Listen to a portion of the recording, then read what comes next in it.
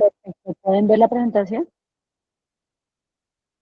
Yo sí la veo, no sé los demás. Sí se ve bien. Sí se ve, Julia. Perfecto. Bueno, buenos días a todos. El día de hoy vamos a hablar de dexmedetomidina en neurocirugía. Vamos a explorar los mecanismos de acción, los beneficios y los riesgos de utilizarla, específicamente en el campo de neurocirugía. Si tienen alguna duda, no duden en interrumpirme porque pues no puedo ver las manitos. Y adelante. La dexmedetomidina es un agonista alfa-2 selectivo con propiedades sedantes, ansiolíticas, hipnóticas, analgésicas y simpaticolíticas. Produce estos efectos mediante la inhibición de la salida simpática en el sistema nervioso central. ¿Cómo hace eso? Con el bloqueo de los receptores alfa-2 en el tronco encefálico. De esa manera logra inhibir la liberación de noradrenalina en el sistema nervioso central. Esta simpaticolisis va a generar los efectos secundarios conocidos, que son la bradicardia y la hipotensión asimismo. Es importante saber que es un medicamento que es altamente selectivo en comparación de aquellos que tienen el mismo mecanismo de acción como la clonidina, lo que quiere decir que va a activar predominantemente los receptores alfa-2 centrales, lo que va a producir adicionalmente a estos efectos simpaticolíticos la sedación y la analgesia, y presentará menos activación periférica.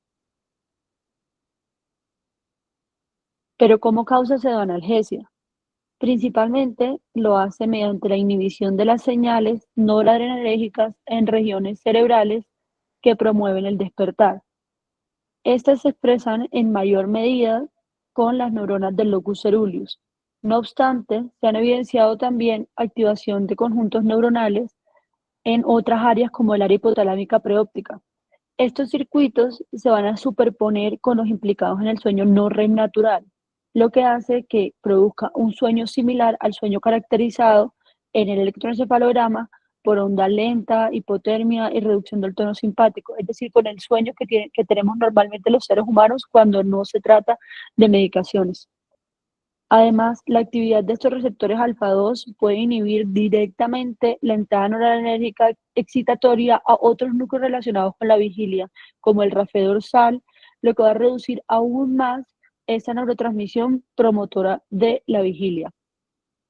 El resultado neto va a ser una supresión que va a ser coordinada de estos sistemas centrales de excitación. Y esto va a producir una sedación, como decía anteriormente, que imita al sueño natural, pero que va a tener la capacidad de excitación preservada, es decir, lo suficiente para ser alertables, y va a generar una respuesta depresoria respiratoria mínima, a diferencia de otros pseudoanalgésicos.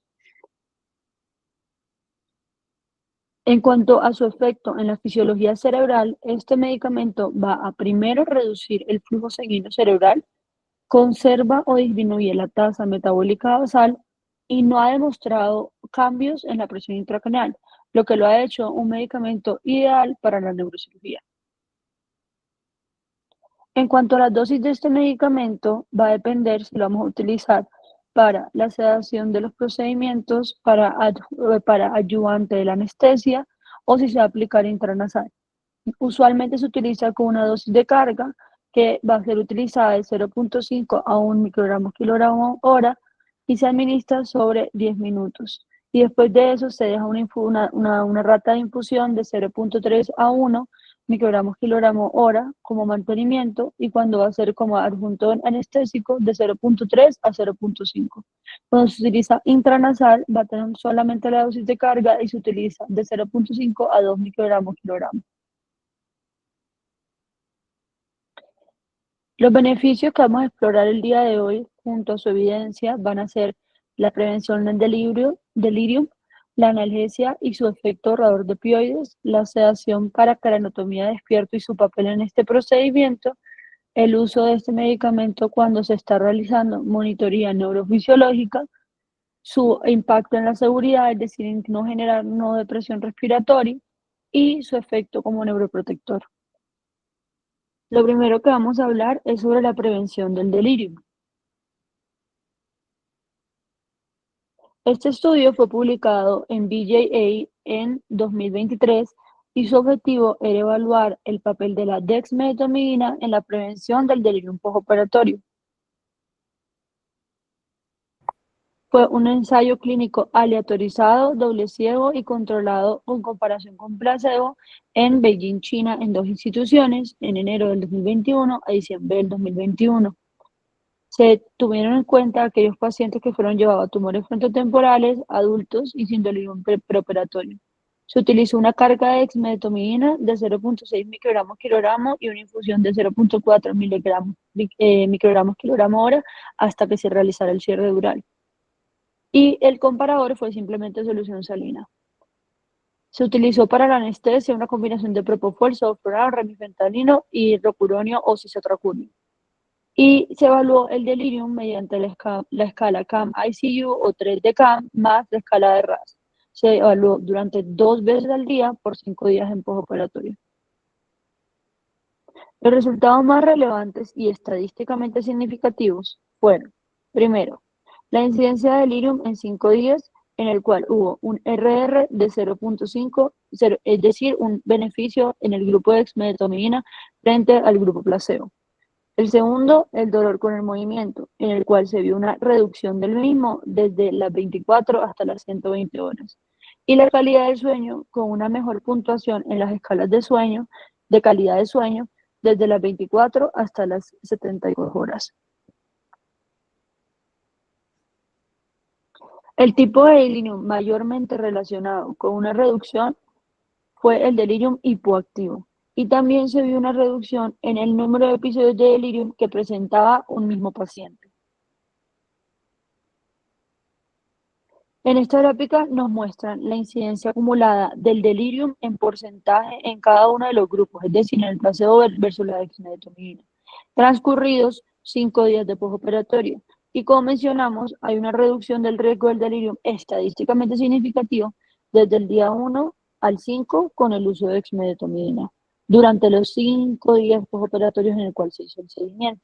Y como vemos, la diferencia es bastante marcada. Como conclusiones, la dexmedetomidina redujo a la mitad la incidencia del delirio postoperatorio en pacientes sometidos a resección de tumores frontotemporales.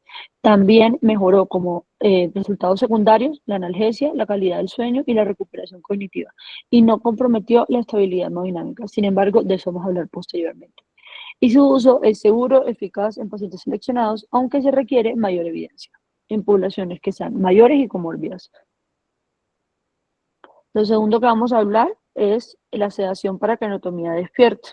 La dexmedetomidina también ha mostrado un beneficio en este tipo de procedimientos, donde ha demostrado brindar una óptima sedación al permitir un estado que es alertable y permite un seguimiento de órdenes en estos procedimientos que así lo requieren.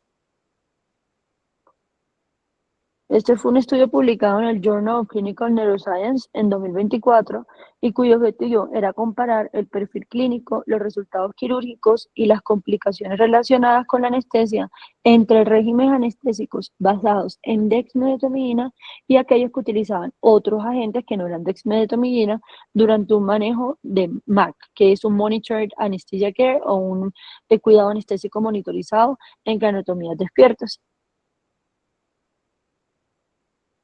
Se trata de una revisión sistemática y metaanálisis y se incluyen estudios con técnica MAC, que son las siglas para monitoreo anestésico o cuidado anestésico monitorizado durante craniotomías despiertas, buscando resultados quirúrgicos, complicaciones como náusea, vómito, convulsiones, complicaciones respiratorias y conversión a anestesia general.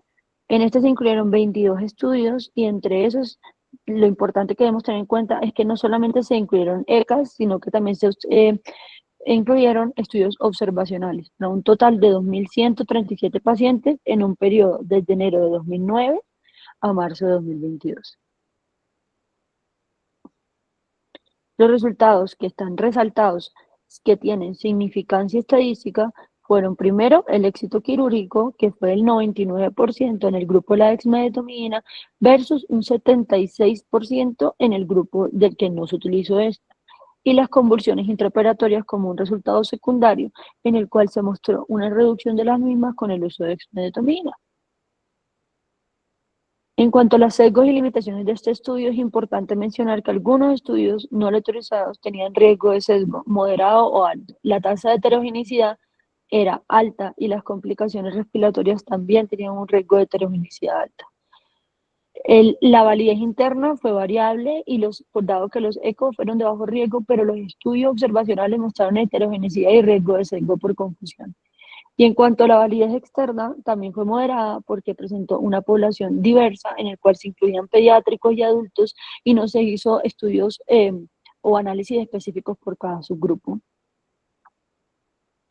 En cuanto a las conclusiones, la dexmedetomidina durante esta técnica anestésica para craniotomía despierta es segura y eficaz, presentando menor riesgo de convulsiones intraoperatorias y mayor tasa de éxito quirúrgico. Y no hubo diferencias significativas en complicaciones respiratorias, náusea y vómito o conversión a anestesia general. Sin embargo, se recomendaba realizar ECAs de alta calidad y que sean estandarizados. Ahora vamos a hablar de la analgesia en neurocirugía. Este fue un estudio que fue publicado en World Neurosurgery en octubre de 2024, que tenía como objetivo evaluar el efecto de la dexmedetomidina sobre el dolor postoperatorio y el consumo de opioides, así como sus efectos fisiológicos secundarios y eventos adversos en pacientes sometidos a craniotomía. Una revisión sistemática y el metaanálisis donde se incluyeron solamente RCTs de adultos sometidos a craniotomía con administración de dexmedetomidina. Y se incluyeron 19 de estos, para un total de 3.153 pacientes. El tipo de procedimiento que se llevó a cabo fueron craniotomía supratentorial e infratentorial de tipo electiva por tumores, aneurisma o epilepsia. Estos fueron los resultados principales del estudio, en donde se tuvieron en cuenta el dolor postoperatorio, el consumo de opioides como resultados principales para este tema de analgesia, y adicionalmente se tuvo en cuenta tiempo de respuesta verbal, apertura ocular, hipertensión, hipotensión y náusea y vómito postoperatorio. Relacionado con nuestro tema en el momento, que es la analgesia, el uso de dexmedetomidina mostró una reducción estadísticamente significativa tanto en el dolor postoperatorio con moderado nivel de evidencia y una reducción en el consumo de opioides con evidencia de bajo nivel. Como conclusión de este estudio, la dexmedetomidina sí reduce significativamente el dolor postoperatorio y el uso de opioides, y en otros hallazgos como disminución de la náusea y vómito, la agitación y los escalofríos, también podía mostrar una reducción significativa. Adicionalmente, puede aumentar ligeramente el riesgo de hipotensión y bradicardia. Y no hubo diferencias en la hipertensión ni en la extubación notable. Según este estudio, no afecta el tiempo hasta la necesidad de analgesia, ni recuperación verbal, ni la apertura ocular o alta empaco. Lo que quiere decir que su uso en craniotomías es seguro y eficaz, pero la evidencia debe interpretarse con cautela debido a la heterogeneidad de estos estudios. El siguiente punto que vamos a abordar es la monitoría neurofisiológica, es decir, cómo este medicamento se puede utilizar en aquellos procedimientos en los cuales la monitoría neurofisiológica es necesaria sin alterar su efecto o su lectura. Este artículo publicado en 2021 en Anestesiología Escandinávica buscaba evaluar el efecto de la dexmedetomidina como adyuvante a la anestesia intravenosa total sobre el monitoreo neurofisiológico intraoperatorio, específicamente con los potenciales evocados motores y somatensoriales, durante cirugía de encéfalo supratentorial y de tronco encefálico.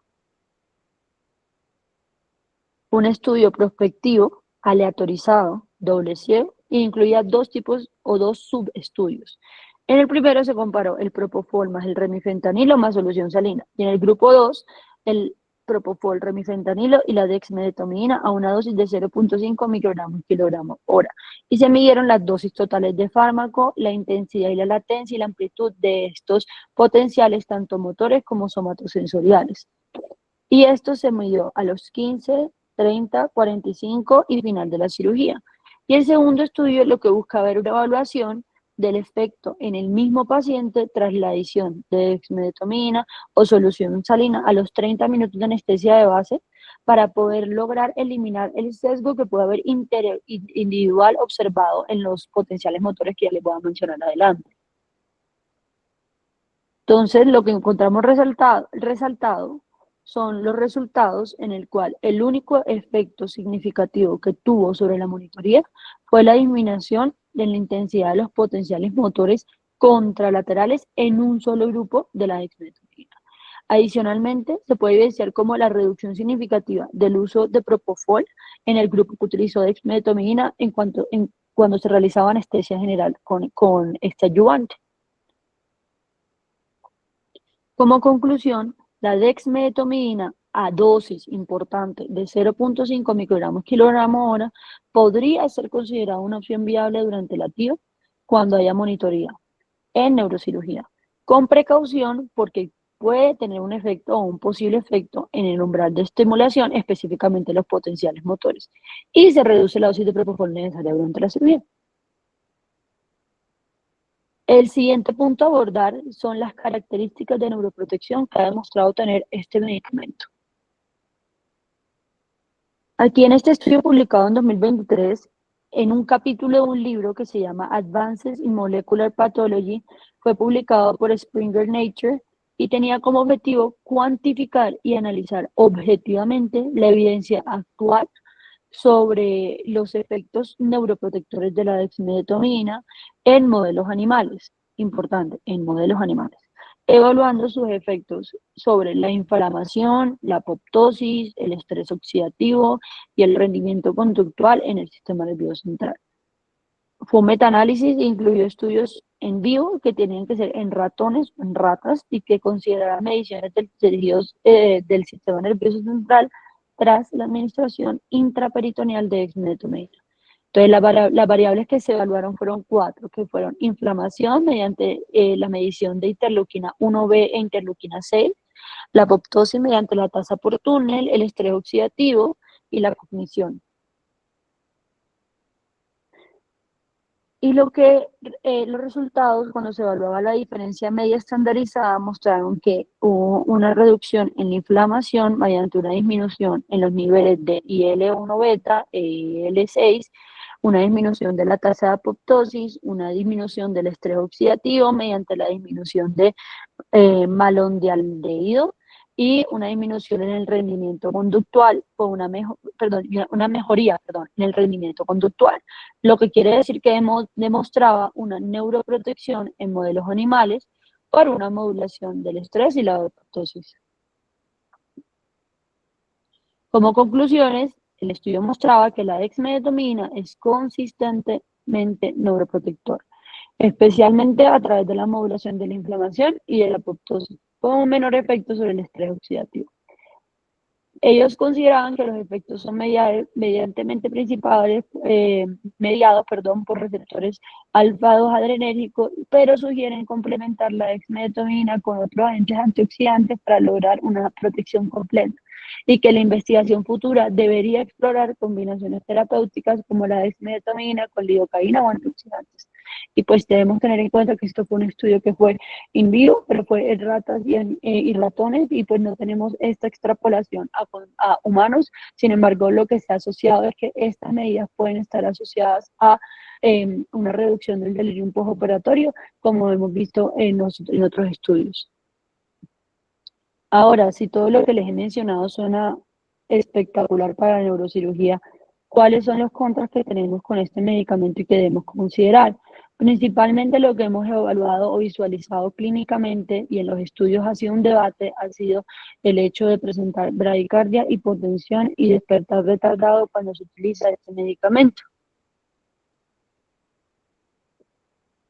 En este estudio que se publicó en 2016 en Essays y Researches buscaba evaluar el efecto de la infusión continua de dexmedetomidina, es decir, que no se utilizara bolo, importante, como ayudante anestésico en pacientes que iban a ser sometidos a cirugía de tumor supratentorial, y se enfocaba en 4 parámetros importantes. Lo primero, estabilidad hemodinámica durante la laringoscopia, intubación, colocación de pines intracraneales y extubación, a lo cual ellos llamaron eventos críticos, la reducción en el uso de anestésicos y analgésicos, el tiempo hasta la analgesia de rescate y el nivel de sedación postoperatoria. Y se trata de un estudio prospectivo aleatorizado, doble ciego, se incluyeron solamente 50 pacientes que iban a ser llevados a cirugía electiva supratentorial. Y se dividieron en dos grupos. El grupo que utilizaba infusión de solución sanilama-fentanil, más aquel que se va a recibir dexmedetomidina y fentanil. Como la variable principal que vamos a evaluar en este estudio va a ser la estabilidad hemodinámica, dado que estamos resolviendo eso como un contra de la dexmedetomidina. En cuanto a los resultados, cuando se evaluó la estabilidad hemodinámica, se encontró que el grupo de la dexmedetomidina mantuvo una frecuencia cardíaca y media por dentro del 20% basal durante todo el procedimiento. Es decir, que por más de que hubo una reducción de la frecuencia cardíaca y de la tensión arterial media con la dexmedetomidina, esta no se salía del 20% de basal del paciente. Mientras que en el grupo control, lo que sucedió fue que aumentó por encima del 20% la frecuencia cardíaca durante esos eventos críticos, principalmente la extubación. Asimismo, el grupo de la dexmedetomidina tuvo menos necesidad de fármacos de rescate para el control hemodinámico, específicamente la hipertensión, en eventos críticos. Es decir, se utilizaron menos dosis de la betalol y de fentanilo de rescate. En cuanto a los efectos adversos, el grupo de la dexmedetomidina, si bien presentó bradicardia leve en un 8% de los casos, esta respondía a la atropina y el grupo control presentó más taquicardia. La incidencia de hipotensión importante fue similar en ambos grupos, ambos con una incidencia entre el 16 y el 20%. Lo que quiere decir que la infusión de dexmedetomidina sin bolo, primero, estabiliza la respuesta hemodinámica en esos eventos críticos, es decir, la intubación, el pinaje, la extubación, reduce la necesidad de fentanilo y otros medicamentos de rescate ante la hipertensión que se presenta en esos eventos críticos, va a prolongar el tiempo de analgesia postoperatoria como resultado secundario y facilita el despertar temprano con mínima sedación, pero de eso vamos a hablar más adelante. Y eso es lo que acabo de decir. Y vamos a volver a este estudio que ya les había explicado previamente sobre los efectos de la dexmedetomidina en pacientes con craniotomía, y en ellos también se evaluó la incidencia de hipotensión y bradicardia y no se observó una diferencia estadísticamente significativa en la incidencia general de complicaciones cardiovasculares cuando se utilizaban dosis bajas de dexmedetomidina. Ahora, ¿cuáles son los factores de riesgo identificados para presentar bradicardia con el uso de dexmedetomidina? Con el fin de que podamos identificar en cuáles pacientes vamos a tener mayor riesgo y en cuáles debemos tener una alerta al utilizar este medicamento. En este estudio retrospectivo, publicado en octubre de 2022, fue publicado en Medicine y tenía como objetivo identificar factores de riesgo asociados con bradicardia en pacientes sometidos a anestesia raquídea con sedación por dexmedetomidina. Si bien no es en neurocirugía, es importante que fue un estudio que evaluó factores de riesgo mientras los otros no lo evaluaban.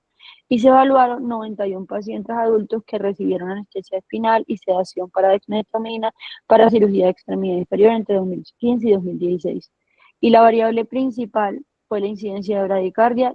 Importante, aquí bradicardia no se definió como un valor específico de frecuencia cardíaca, sino por la necesidad de intervención farmacológica, lo que quiere decir que no tenemos un punto límite en este estudio. En cuanto a los resultados, la incidencia de bradicardia fue del 25%, es decir, en 23 de los 91 pacientes evaluados. Y cuando se hizo un análisis univariado, no se observaron diferencias entre sexo, edad, índice de masa corporal, ASA, a pesar de lo que creeríamos, antecedentes médicos de hipertensión, diabetes o enfermedad hepática, o anomalías en el electrocardiograma, presión arterial diastólica o sistólica de base y nivel de bloqueo sensitivo. Tampoco se relacionó con duración de la cirugía y de la anestesia, ni el tiempo de recuperación y dosis de carga. En lo que sí se observó una diferencia significativa fue en la frecuencia cardíaca basal y el tiempo de torniquete entre pacientes con o sin bradicardia. Entonces se tomó como un factor de riesgo independiente una frecuencia cardíaca basal baja. Ellos consideraron que este corte de frecuencia basal fue de 73 latidos por minuto, con una sensibilidad de 91.3% y especificidad de 54%, con un OR de 0.89 por cada latido minuto adicional.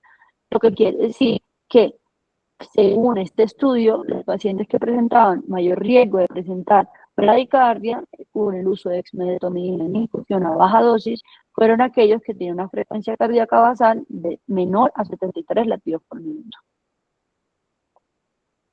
¿Cuáles van a ser las limitaciones de ese estudio? Principalmente que es un diseño retrospectivo, es decir, que posiblemente hay un subregistro de la bradicardia y ya también porque se definió indirectamente por administración de fármacos y no por un nivel en específico. Lo segundo, la variabilidad clínica, porque hablaban de múltiples anestesiólogos con posible variación en criterios terapéuticos. Y la conclusión, lo que les mencionaba, es que el uso de dexmedetomidina durante la anestesia requerida conlleva un riesgo significativo de bradicardia. Es decir, en este estudio sí consideraban que la bradicardia era un efecto adverso de la dexmedetomidina al presentarse en un 25% de pacientes y que la frecuencia basal menor a 73 corresponde a un mayor riesgo de bradicardia en los pacientes. Ahora, ¿qué dosis de dexmedetomidina se ha asociado con bradicardia y hipotensión? Porque si utilizamos un medicamento debemos saber con qué dosis vamos a presentar los efectos adversos que estamos buscando o que estamos preveniendo. Esta cuarta retrospectiva de un solo centro incluyó pacientes ingresados en una unidad de cuidados intensivos entre noviembre y diciembre de 2017, que recibieron al menos una hora de infusión de dexmedetomidina. La hipotensión y la bradicardia se definieron como una presión arterial sistólica menor a 90 miligramos de mercurio y una diastólica menor a 70 miligramos de mercurio y una presión arterial, una frecuencia cardíaca menor a 50 latidos por minuto respectivamente. Se evaluaron un total de 100 pacientes, de los cuales 54 experimentaron al menos una inestabilidad hemodinámica durante el tratamiento con dexmedetomidina, es decir, la mitad. Se presentó hipotensión en 42 pacientes, bradicardia en 22 pacientes y tanto hipotensión como bradicardia en 10 pacientes. Importante, la hipotensión y la bradicardia se presentaron con una dosis mediana de dexmedetomidina de 0.5 microgramos kilogramo hora, lo que quiere decir que si vamos a utilizar estos medicamentos debemos saber a qué dosis vamos a esperar estos efectos adversos y de esa manera poder utilizarlos de la manera más óptima, dado que unas dosis mayores tampoco nos van a representar mayores beneficios sobre el paciente. Por último, vamos a hablar de la recuperación anestésica. Esta revisión sistemática y metaanálisis fue publicada en 2022 en Anestesia y en Analgesia. Se incluyeron 33 estudios en los cuales se evaluaron 2.676 pacientes, con el fin de evaluar como desenlaces primarios, como la estancia prolongada en UCPA y el perfil de recuperación. Estos fueron los dos principales. La dexmedetomidina no se asoció con un aumento significativo en la duración de la estancia postoperatoria. Sí se asoció con un tiempo prolongado hasta la extubación, que es estadísticamente significativo, pero no clínicamente significativo. ¿Cómo definen esto ellos? Mediante una diferencia media de 1 minuto. Y otros desenlaces que fueron evaluados en recuperación fueron que la dexmedetomidina se asoció con una reducción significativa en la incidencia y la agitación del despertar, la tos, el dolor, la náusea, el vómito postoperatorio y los escalofríos. Cabe destacar que sí hubo una mayor incidencia de hipotensión en este metaanálisis. ¿Qué tenemos que tener en cuenta? Que este medicamento no ha sido mirado, digamos que con recelo, o ha sido mirado como una dificultad en neuroanestesia, porque si bien aquí dice que la diferencia en cuanto a la sedación residual solamente fue de 1 minuto y el tiempo para extubación también no fue limitado, no hubo diferencia, en estos pacientes neuroquirúrgicos hay que tener en cuenta de que esa pequeña diferencia sí puede ser clínicamente importante porque debemos evaluar el estado neurológico del paciente apenas éste tiene un despertar y esa sedación residual puede representar un retraso para la identificación. Adicionalmente, aquellos estudios que se evaluaron, en los cuales se compararon para evaluar la sedación permanente o la sedación residual, solamente fueron 2 estudios y fueron de otorrinolaringología. Es decir, que no tenemos suficientes estudios para evaluar si esta sedación residual es significativa en pacientes neuroquirúrgicos. Y por ello, digamos que necesitamos más estudios para evaluar esto, porque lo que sí vemos en la clínica y lo que neuroanestesiólogos me han comentado es que sí perciben que hay una sedación residual cuando se utiliza este tipo de medicamentos que puede dificultar el alertamiento y la identificación de alteraciones neurológicas en el postoperatorio. Como conclusión, ya total de la charla, ¿qué beneficios tenemos en neuroanestesia? Prevención de delirium, analgesia al ser ahorrador de opioides, nos permite realizar una monitoría neurofisiológica a dosis bajas, nos permite sedación para procedimientos despiertos como craniotomía, nos permite una seguridad al presentar no depresión respiratoria y hay evidencia creciente en su uso como neuroprotector. Los problemas o los contras de este medicamento van a ser principalmente el riesgo de inestabilidad hemodinámica, que va a ser, como vimos anteriormente, dosis dependiente y va a ser mayor en ciertos pacientes con ciertas características como bradicardia o frecuencia cardíaca de menor a 73 latidos por minuto. Y por eso tenemos que evaluar los factores de riesgo y tenemos que individualizar en qué pacientes vamos a utilizar este medicamento. Por último, también vemos que necesitamos evidencia de mejor calidad frente al uso de este en cuanto a recuperación en neuroanestesia. Y aquí tenemos un QR en el cual pueden escanear para poder visualizar la bibliografía utilizada para esta charla. Bueno, muchas ¿Tienen gracias. preguntas, dudas? Pareció muy buena tu charla. ¿Qué les cuento de dexmedetomidina con neuro? Por lo menos aquí en lo que es en la parte de Reina Sofía y la Colombia, digamos, tenemos 2 grupos. Uno, el doctor Arbeláez, que la utiliza para todo. Otro, que es el que comparto con el doctor Páez, en el cual nosotros limitamos la dexmedeto para pacientes muy específicos. Este medicamento es un muy, muy buen medicamento. Es un medicamento que está más que comprobado que ahorra opioides, disminuye dolor y disminuye situaciones como escalofrío, náusea y vómito en recuperación, lo cual es muy benéfico para cualquier cirugía. El problema que tenemos en neuro básicamente es 2. Uno, la presencia de cambios hemodinámicos durante la cirugía, que la bradicardia a veces es buena, pero cuando tiene que ser manejada farmacológicamente en neuro no es tan bueno porque la taquicardia a veces cambia. Van a decir que es una bobada, pero el latido rápido del corazón también dificulta el plano quirúrgico en la neuroanestesia. Entonces eso hace que no la utilicemos mucho por los lados de los cambios hemodinámicos. Además, manejar la hipotensión o hipotensión prolongada en recuperación, pues tampoco es el plan en ninguna cirugía.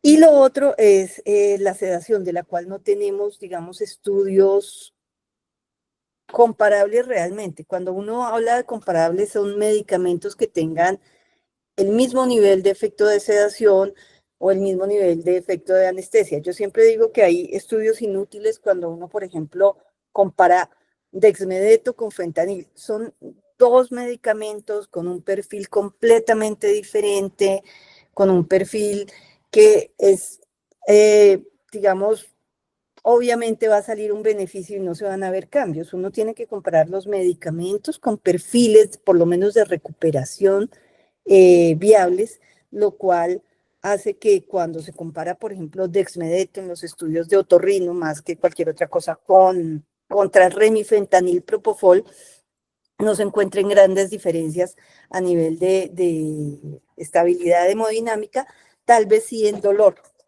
¿Cuál es el punto? Es un medicamento seguro, por lo menos para el cerebro de los niños, a mí me parece que es el ideal, niños antes de los 3 años, es un medicamento que al no estar involucrado con receptores GABA ni NMDA, produce un efecto anestésico deseable y seguro en los cerebros frágiles y cerebros de niños, pero que tiene que ser evaluado un poquito más en neuro para tener la absoluta seguridad que no vamos a estar enmascarando eventos indeseables en el posoperatorio.